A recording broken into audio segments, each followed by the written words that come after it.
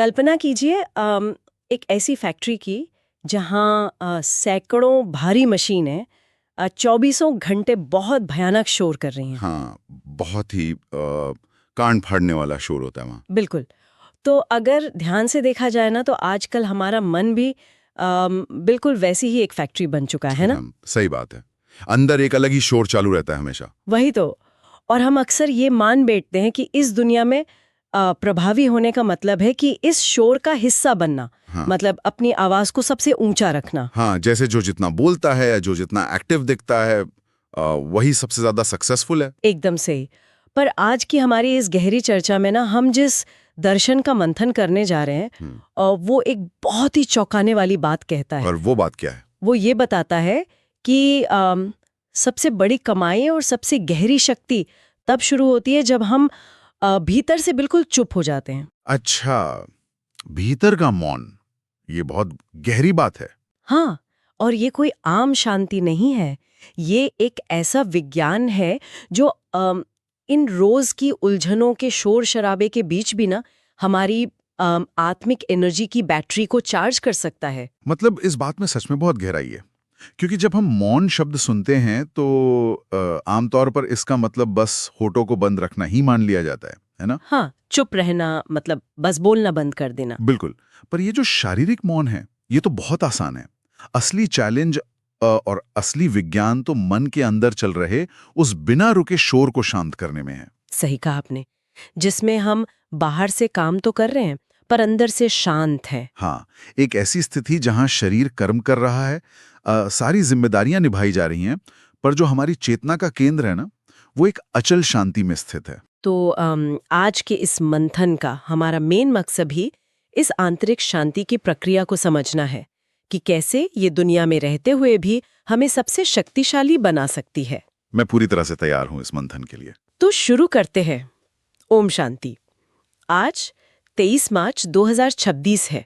ओम शांति। आज हम शिवा बाबा के उन गहरे महावाक्यों को समझने का प्रयास करेंगे जो हमारी रोजमर्रा की उलझनों का एकदम सटीक समाधान देते हैं। और आज की मुरली का जो मुख्य संदेश है, वो ही अपने आप में बहुत अद्भुत है। हाँ, मैं आज की मुरली का जो मीठे बच्चे वाला सार है वो पढ़ती हूँ। शिवा बाबा कहते हैं, मीठे बच्चे, चुप रहना भी बहुत बड़ा गुण है। तुम चुप रहकर बाप को याद करते रहो तो बहुत कमाई जमा कर लेंगे। वाह।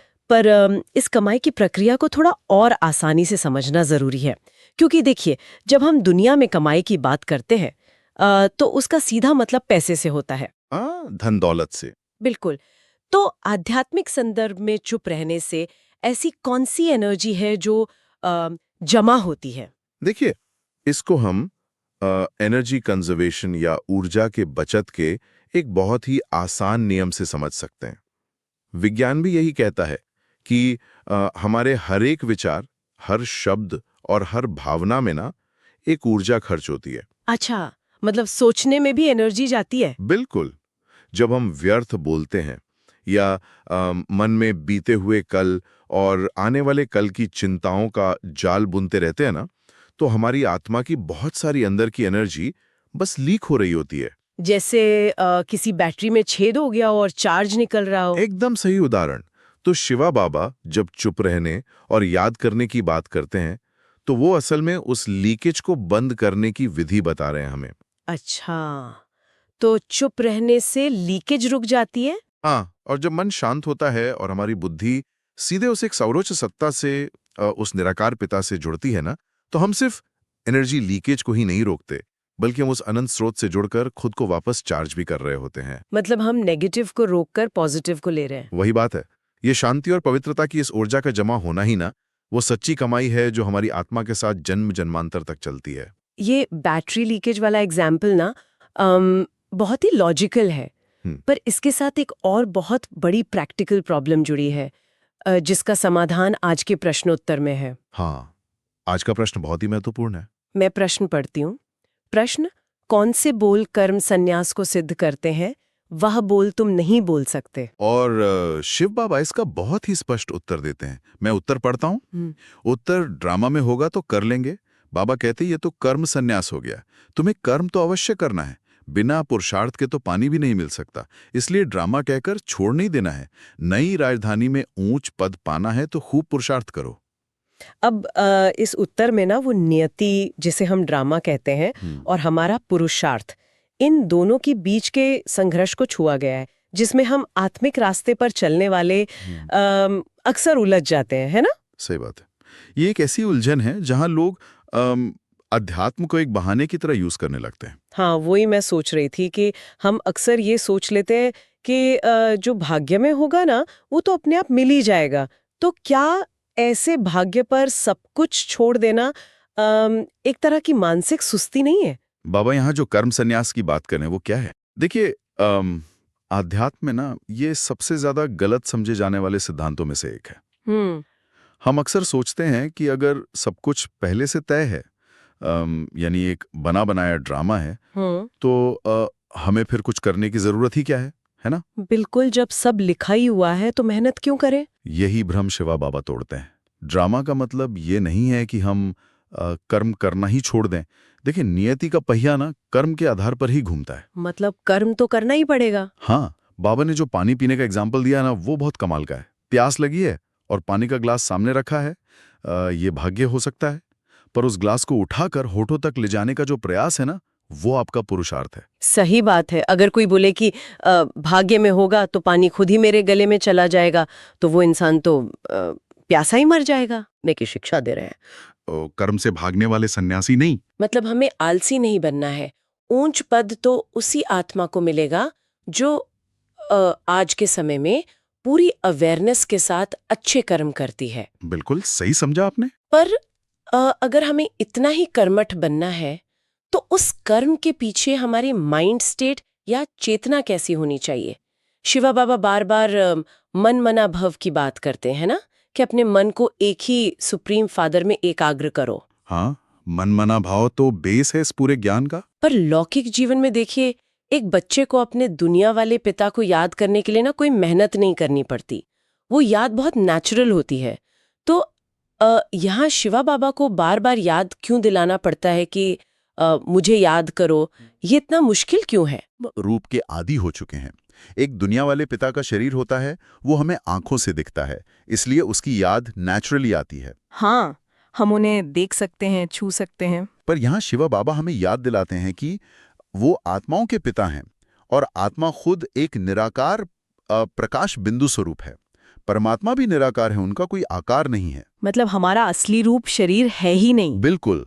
अब इस शरीर के अभिमान वाली दुनिया में रहते हुए, इन फिजिकल आंखों से देखते हुए खुद को शरीर से अलग एक आत्मा समझना और फिर उस निराकार पिता से बुद्धि का कनेक्शन जोड़ना, ये हमारी पुरानी आदतों के एकदम खिलाफ है। हाँ, क्योंकि हम तो हमेशा शरीर के बारे में ही सोचते हैं। वही तो, ये ना एक पूरी तरह से नई चेतना में जन्म लेने जैसा है।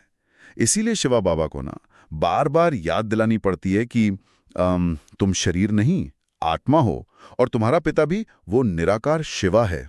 अच्छा, और इस याद की यात्रा को और क्लियर करने के लिए ना बाबा ने सोने यानी गोल्ड और आग की एक बहुत ही प्यारी तुलना दी है। हाँ, सोने का उदाहरण बहुत सटीक बैठता है इस पर। बाबा कहते हैं कि जैसे सोने में से अशुद्धियाँ यानी जो खाद होती है उसे निकालने के लिए उसको आग में तपाना पड़ता है, वैसे ही आत्मा में जो बुराइयां आ गई हैं वो योग अग्नि से ही भस्म होंगी।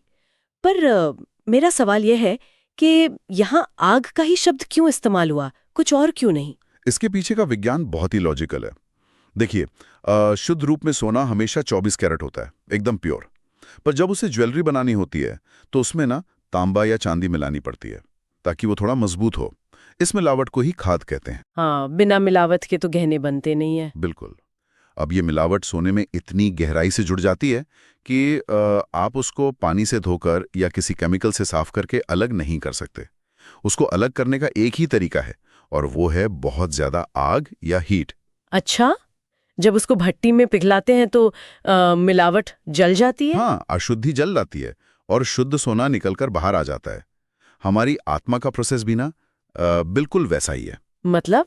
आत्मा भी पहले शुद्ध थी। हाँ, जब आत्माएं अपने सतो प्रधान स्वरूप में होती हैं तो पूरी तरह शुद्ध होती हैं। पर इस जन्म मरण के चक्कर में आते आते ना अलग अलग शरीरों के साथ जुड़ते हुए उनमें देहाभिमान, काम, क्रोध, इन सब विकारों की मिलावट इतनी गहरी हो गई है कि अब लगता है जैसे ये आत्मा का अपना ही नेचर है। सही बात है। हम कहते भी हैं कि गुस्सा करना तो नॉर्मल है, वही तो भ्रम है। अब इस मिलावट को दूर करने के लिए कोई बाहर का तीर्थ या नदी में नहाने से तो काम बनेगा नहीं, है ना। इसके लिए बुद्धि को परमात्मा से जोड़ने से जो एक आध्यात्मिक फ्रिक्शन पैदा होता है ना, उसकी योग अग्नि चाहिए। वाह, मतलब वो कंटिन्यूअस याद ही वो हीट जनरेट करेगी। एकदम। परमात्मा की वो लगातार याद ही ऐसी आग बनाती है जिससे आत्मा के ऊपर चढ़ा हुआ ये पुराना और विकारी कचरा पिघलकर भस्म हो जाता है।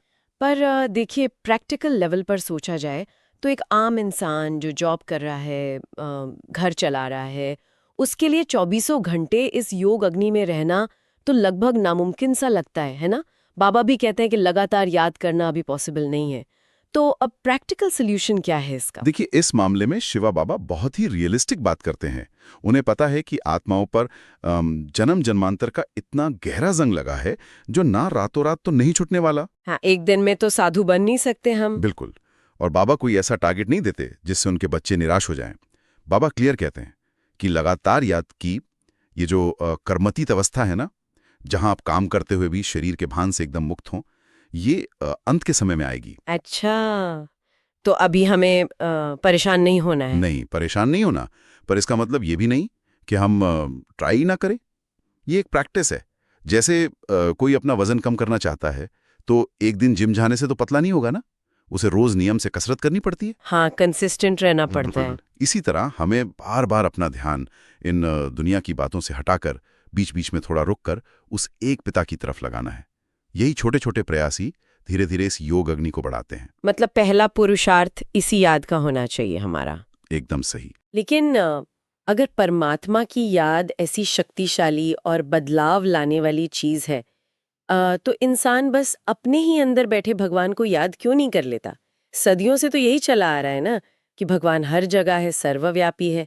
तो शिवा बाबा इसको एक बहुत बड़ी भूल क्यों मानते हैं? देखिए, ये सर्वव्यापी वाला प्रिंसिपल ना सुनने में बड़ा अच्छा और कंफर्टिंग लगता है, पर अगर हम उसके लॉजिकल आधार को देखें ना, तो पता चलेगा कि दुनिया के इतने पतन का सबसे बड़ा कारण यही बात है। ऐसा क्यों? आप खुद सोचिए, अगर परमात्मा सच में हर जगह है, हर क्रिमिनल में, हर अच्छे इंसान में, हर पाप और पुण्य में बराबर रूप से बैठा है, तो फिर अच्छे और बुरे का फर्क ही क्या रह गया?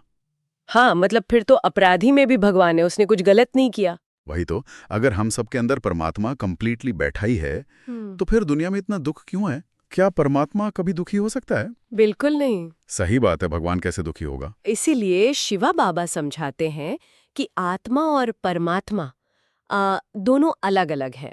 आत्मा एक बैटरी की तरह है जो कर्मा करते करते ना डिस्चार्ज हो जाती है। अब अगर चार्जर यानी परमात्मा भी उस बैटरी के अंदर ही बैठा होता तो बैटरी कभी डिस्चार्ज होती ही नहीं ना। क्या कमाल का उदाहरण दिया है आपने। बैटरी के अंदर चार्जर नहीं हो सकता। बिल्कुल। इसीलिए परमात्मा सर्वव्यापी नहीं है। उनका अपना एक सर्वोच्च घर है जिसे परम धाम कहते हैं, और वो सृष्टि के तय समय पर संगम युग पर आकर आत्माओं को सत्य ज्ञान देकर फिर से शुद्ध बनाते हैं। और मुझे लगता है कि सब में भगवान देखने से ना हमारा उनके साथ जो पिता और बच्चे का प्यार वाला रिश्ता है अब वो भी टूट जाता है, क्योंकि अगर जिसे मैं जुड़ना चाहती हूँ अब वो मैं खुद ही हूँ, तो फिर मैं याद किसको करूंगी? एकदम सटीक पॉइंट पकड़ा आपने। ये सर्वव्यापी का भ्रम ना असल में जिम्मेदारियों से भागने का एक तरीका बन गया लोगों का। हाँ, और इसी ज्ञान की क्लैरिटी में एक और चीज आती है। लोग गीता का भगवान श्री कृष्ण को मान लेते हैं, पर शिवा बाबा इसको भी एक बड़ी भूल कहते हैं। क्यों? श्री कृष्ण तो इतने पूजनीय और पवित्र हैं, सब उन्हें मानते हैं। इसमें कोई शक नहीं कि श्री कृष्ण इस पूरे सृष्टि नाटक के सबसे ज्यादा अट्रैक्टिव और पूजनीय देवता हैं। वो सत्युग के पहले राजकुमार हैं जो 16 कला संपूर्ण है। हाँ, उनकी तो सब पूजा करते हैं। हमें ये सोचना पड़ेगा ना कि उन्हें वो परफेक्ट अवस्था, वो स्वर्ग का राज्य मिला कहां से? क्या वो बस ऐसे ही ऑटोमेटिकली मिल गया उनको? नहीं, किसी ने तो दिया होगा। बिल्कुल।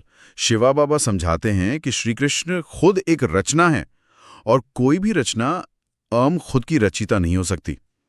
श्री कृष्ण का वो जो शुद्ध देवता वाला स्वरूप है ना, वो असल में उसी राजयोग की प्रैक्टिस का नतीजा है जो निराकार शिवा बाबा ने संगम युग पर सिखाया था। अच्छा, मतलब उन्होंने पढ़ाई पढ़ी थी? हाँ, श्री कृष्ण एक देहधारी देवता हैं जो जन्म मरण के चक्कर में आते हैं, जबकि गीता का ज्ञान देने वाला तो वो है जो जन्म और मरण से एकदम आजाद है, जो ना जन्म लेता है न दुख भोगता है, और वो सिर्फ निराकार परमात्मा शिवाई ही हो सकते हैं। तो मतलब गीता में जो भगवान वाच आता है वो उस निराकार भगवान के लिए है ना, जिन्होंने ब्रह्मा के द्वारा ज्ञान दिया, ना कि सतयुग के श्री कृष्ण के लिए? एकदम सही। इस फर्क को समझने से ना पूरी आध्यात्मिक दिशा ही क्लियर हो जाती है। सच में बहुत क्लियर हो गया ये। अब सोर्स मटेरियल में एक और बहुत फेमस सिद्धांत का जिक्र है, हम सो हम। आमतौर पर वेदांत में इसका मतलब यही निकाला जाता है कि मैं ही ध्रुव हूं या आत्मा भगवान में मिल जाएगी। पर यहाँ इसका अर्थ पूरी तरह से एक चक्र यानी साइकिल के रूप में समझाया गया है। ये हम सो वाली बात आत्मा की यात्रा के बारे में क्या बताती है?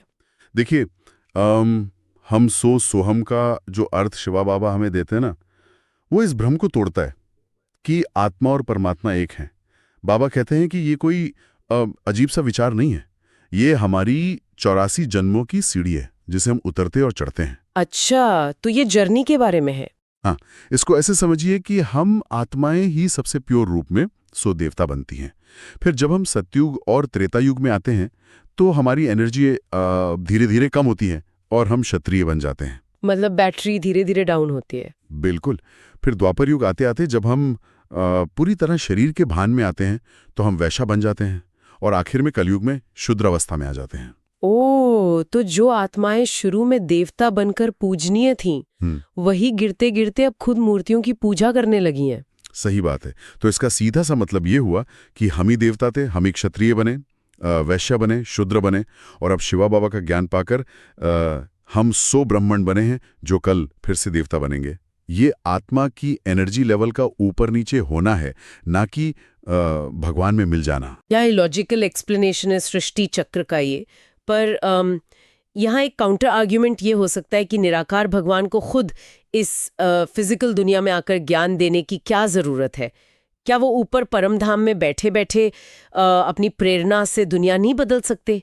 लोग प्रेरणा को इतना क्यों मानते हैं? शिवा बाबा ने ना इसको एक बहुत ही आसान और शानदार सर्जन वाले एग्जाम्पल से समझाया है। हाँ, वो एग्जाम्पल कैसा है? मान लीजिए किसी इंसान को कोई बहुत बड़ी दिल की बीमारी है और उसको ऑपरेशन की जरूरत है, तो क्या दुनिया का सबसे टॉप सर्जन भी मीलों दूर अपने आरामदायक घर में बैठकर सिर्फ अपनी प्रेरणा या आशीर्वाद से उस मरीज का ऑपरेशन कर सकता है? नहीं, बिल्कुल नहीं। उसको फिजिकल आना पड़ेगा। बिल्कुल, उसे खुद हॉस्पिटल आना पड़ेगा, अपने हाथों से औजार पकड़ने होंगे, तभी ऑपरेशन होगा।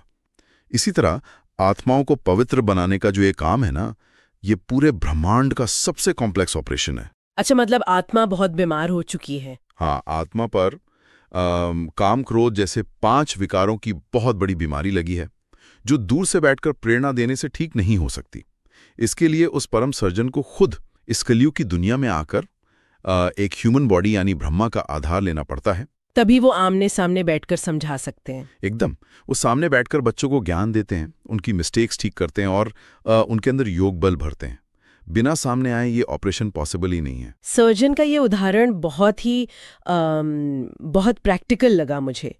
पर इससे एक और उलझन पैदा होती है। वो क्या? अगर परमात्मा खुद इस सृष्टि पर आए हैं हमारा ऑपरेशन करने के लिए, तो क्या उनके पास जाने के लिए हमें अपना घर परिवार, अपनी जिम्मेदारियां छोड़नी पड़ेंगी? हमने तो पुराणों में यही पढ़ा है कि भगवान के लिए संन्यास लेना पड़ता है। हाँ, लोगों में ये बहुत बड़ा भ्रम है। जैसे गीता के बारे में कहते हैं कि पांडव अपना सब कुछ छोड़कर पहाड़ों पर गलने चले गए थे। क्या सच में घर छोड़ना जरूरी है आध्यात्म में? नहीं, शिवा बाबा इन सब बातों को पूरी तरह गलत बताते हैं। बाबा कहते हैं कि घर छोड़कर जंगल या पहाड़ों में जाने की जो कहानियां हैं वो सच्चाई नहीं है। जैसे वो पांडवों के गलने वाली बात ना एक सिंबॉलिक बात थी। असली गलना देहाभिमान का गलना है, ना कि इस फिजिकल बॉडी को बर्फ में जमाना। अच्छा, मतलब अपने अहंकार को गलाना है। हाँ, परमात्मा हमें ये कभी नहीं कहते कि अपने बच्चे जो तुम पर डिपेंडेंट हैं या अपने बूढ़े माँ बाप को बेसहारा छोड़कर भाग जाओ। शिवा बाबा तो हमें कर्मयोग सिखाते हैं, कर्म संन्यास नहीं। कर्म योग यानी कर्म करते हुए योग, जैसे बाबा कमल के फूल का उदाहरण देते हैं ना। बहुत सही पकड़ा आपने। कमल का फूल कीचड़ और पानी में रहता है, पर उसकी पंखुड़ियां पानी से बिल्कुल अनटच रहती हैं, सूखी रहती हैं। हमें भी अपने घर परिवार में रहते हुए सारी ड्यूटीज पूरी करनी है, पर कमल की तरह पवित्र रहना है। असली सन्यास इन कपड़ों का नहीं, बल्कि इस शरीर के लगाव का सन्यास है। क्या बात है, परिवार में ही रहना है लेकिन मन से आजाद। हाँ, क्योंकि देखिए प्रजा भी तो अपने घर में ही रहती है ना, और वो थोड़ी राजा के महल में जाकर बैठ जाती है ना। इसलिए हम जहां हैं बस वहीं रहकर अपने अंदर की स्टेट को बदलना है। तो फिर एक बात बताइए, भगवान की शरण लेने का क्या मतलब हुआ? हम सुनते हैं ना कि उस महान आत्मा ने भगवान की शरण ले ली। क्या बस मंदिर में बैठ जाना या कह देना कि बाबा मैं आपकी हूं काफी है? नहीं, सिर्फ बोल देने से या फिजिकली किसी आश्रम में जाकर बैठने से शरण नहीं मिलती। शिवा बाबा कहते हैं कि इसका सारा बेस वही याद की यात्रा पर है। सच्ची शरण ना एक माइंड की स्टेज है। माइंड की स्टेज मतलब कैसे करें इसको? इसका अर्थ है कि हम जो भी एक्शन लें अपनी लाइफ में, वो हमारे अपनी ईगो या मनमत पर ना हो, और ना ही दुनिया वालों की बातों पर यानी परामत पर हो, बल्कि वो सिर्फ परमात्मा द्वारा दिए गए श्रीमत यानी सुपीरियर डायरेक्शंस पर हो। अच्छा, मतलब अंदर से उनकी इंस्ट्रक्शन फॉलो करना। बिल्कुल। जब हम भीतर से चुप रहते हैं, बाहर से आम काम करते हैं, पर हमारी बुद्धि की लाइन सिर्फ उस एक परमात्मा से क्लियर जुड़ी हो, वही सच्ची शरण है। हाथ काम कर रहे हैं पर मन वहां कनेक्टेड है।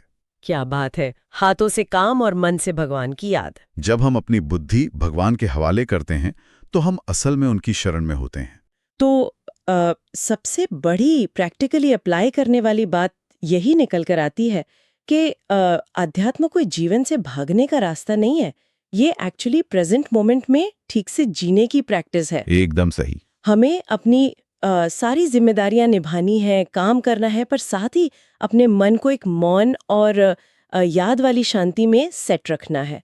और सबसे बड़ी बात, ड्रामा का एक्सक्यूज देकर अपने पुरुषार्थ को कम नहीं करना है। बिल्कुल ठीक कहा। हमें बस ध्यान रखना है कि हम शिवा बाबा की श्रीमत पर चलकर अपना हर रोज का काम करते हुए भी न अपने अगले 21 जन्मों के लिए नॉलेज और प्योरिटी का बैलेंस बढ़ा रहे हैं। यही हमारी सच्ची कमाई है। और इस रास्ते पर चलने के लिए कुछ खास नियमों पर चलना होता है, जिसे धारणा कहते हैं। तो आइए आज की धारणा के मेन पॉइंट को एकदम क्लियर समझते हैं। पहला पॉइंट है, किसी देहधारी के नाम रूप में नहीं फंसना है, एक बाप की श्रीमत पर चलकर सद्गति को पाना है, चुप रहना है। जी, बहुत स्पष्ट है ये। और दूसरा पॉइंट है, भविष्य 21 जन्मों के लिए अच्छी रीति पढ़ना और दूसरों को पढ़ाना है।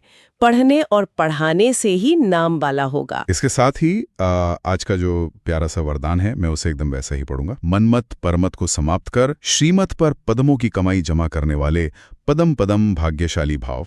पदम पदम भाग्यशाली। इसका मतलब बहुत गहरा और आसान है। अगर हमारी आध्यात्मिक स्पीड कम हो रही है ना, तो हमें चेक करना पड़ेगा कि कहीं हमारी अपनी मनमत या किसी दूसरे की परमत हमारी उस शुद्ध श्रीमत में तो मिक्स नहीं हो रही। हमें ये ध्यान रखना है कि बिना श्रीमत के हमारा एक भी कदम आगे ना बढ़े। ये सेल्फ चेकिंग बहुत जरूरी है। और आज का स्लोगन है, मन में सर्व के कल्याण की भावना बनी रहे, यही विश्व कल्याणकारी आत्मा का कर्तव्य है। क्या सुंदर विचार है। और आखिर में आज के अव्यक्त इशारे को भी हमें अपने भीतर जरूर उतारना चाहिए। निश्चय के फाउंडेशन को मजबूत कर सदा निर्भय और निश्चिंत रहो। सदा निर्भय और निश्चिंत रहो मतलब बाहर की स्थितियां कैसी भी हों, चाहे फैमिली वाले या दुनिया कहे कि तुम तो हार गए, पर जिस आत्मा का बुद्धि निश्चय में है ना, उसके लिए ये हार नहीं बल्कि उसकी जीत है। हमें इस तरह के हर बंधन और सिचुएशन से आज़ाद रहना है। वाह। तो ये सबसे बड़ी सोचने वाली बात है कि इस मौन और शांति का असली टेस्ट तभी होता है ना, जब हम आसपास के इस शोर और मुश्किल हालातों के बीच खड़े हों। क्या हम इन मुश्किलों के बीच भी अंदर की बैटरी को चार्ज रख सकते हैं? इसी एक गहरे और शांत विचार के साथ आइए उस परम शांति को महसूस करते हैं। ओम शांति। ओम शांति।